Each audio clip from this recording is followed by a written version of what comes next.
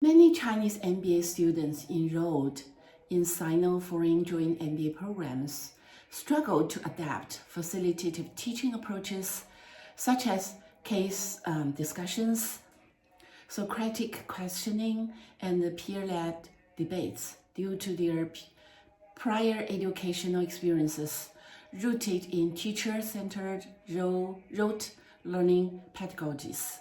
This culture and pedagogical gap often manifests in classroom dynamics, where instructors pose open-ended questions only to encounter prolonged silence or minimum participations. Such situations create discomfort for both students and faculty, hindering the development of critical thinking and active learning competencies essential for the global education. So the question is, what's the root causes of the issue?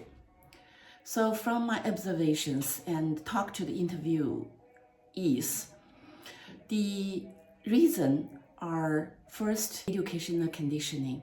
Students are accustomed to passive knowledge absorptions, such as lectures, memorizations in their traditional education history, rather than active knowledge creation, and the fear of losing face by offering incorrect answers in public settings.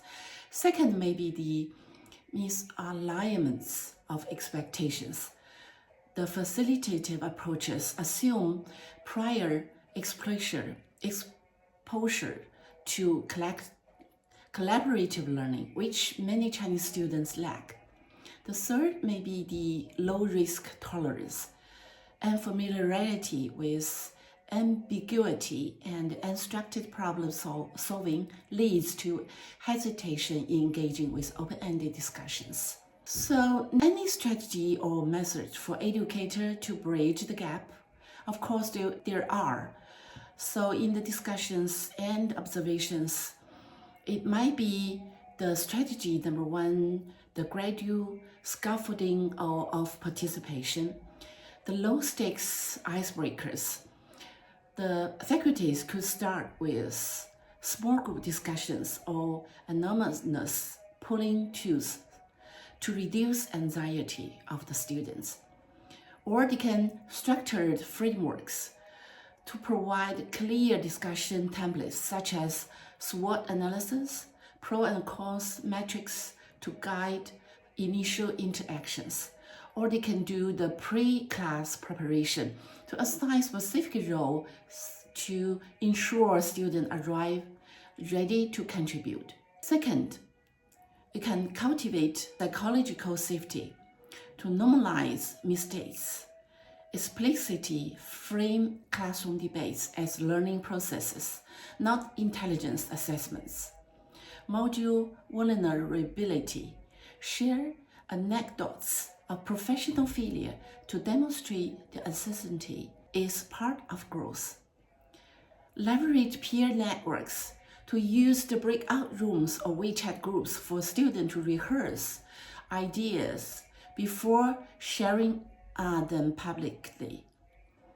The third way could be the contextualized facilitative learning to bridge theory and practice, which is use localized case studies such as Alibaba's governance challenges, Tencent's innovative strategy, etc., to connect abstract concept to familiar contexts.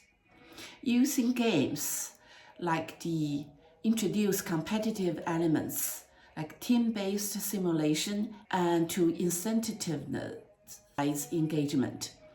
The fourth could be explicitly teach critical thinking skills, deconstruct assumptions to train the student to identify hidden biases in business decisions through guided exercises.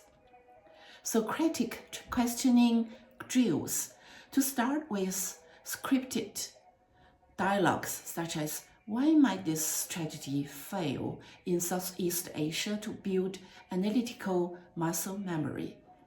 Reflective journals to require weekly entries connecting course content to real-world observations, fostering independent inquiry.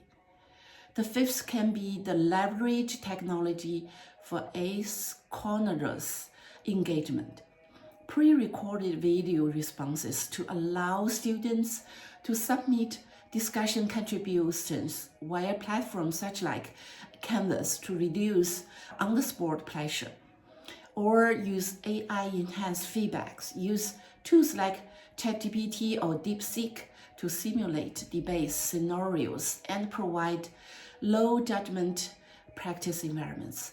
The sixth could be redefine assessment criteria, which is very important, such as frequently question to review the process over perfections, to grade participation based on efforts rather than answer correctness. Include peer evaluations to encourage collaborative accountabilities. It also needs some long-term cultural shifts to resolve these issues, as the interviewees also mentioned several times in the interview.